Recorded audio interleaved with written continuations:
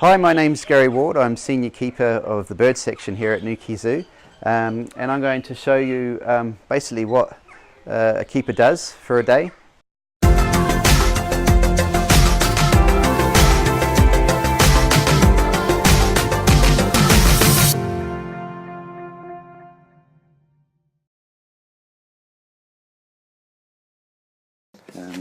So I'm just cutting up some greens now for our young swans. They're only babies, so we need to chop it up quite small at this stage. Alright, so we'll go and feed the lake and all the waterfowl in the lake. Okay. So these are our black-necked swans, and I'm just going to give them some greens. We've got 2 cygnets there now, and they are about 3 weeks old. And at the moment, this is the male just here, this is the female, and she's got both those cygnets riding on her back. You see when I'm just poked his head up from between the wings now. And it's a really interesting behaviour that all swans will do. They will carry around their young on their back.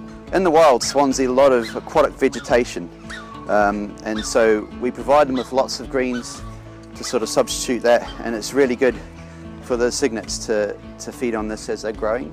We try to we'll try not to give them too much protein in their diet, because that's not best for them to grow at a slow, steady rate. So we always keep a close eye on any young birds, but particularly our cygnets. You know, this is the first time we've bred this species, so they're quite precious to us.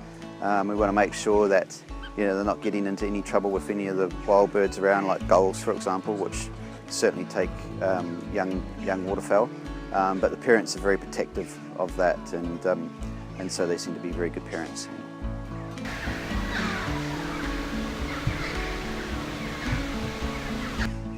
So I'm just going to put some food in our hopper here, so the birds have got food that they can feed on throughout the day. But I have to be, it's a bit like running the gauntlet.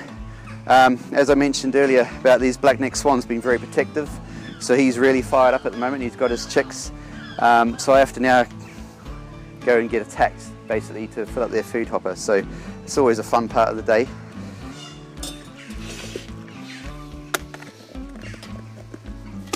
Ow.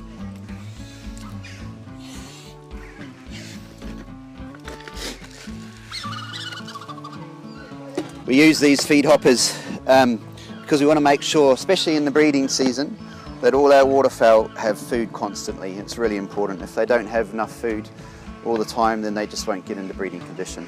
You don't want to have hungry ducks, you know.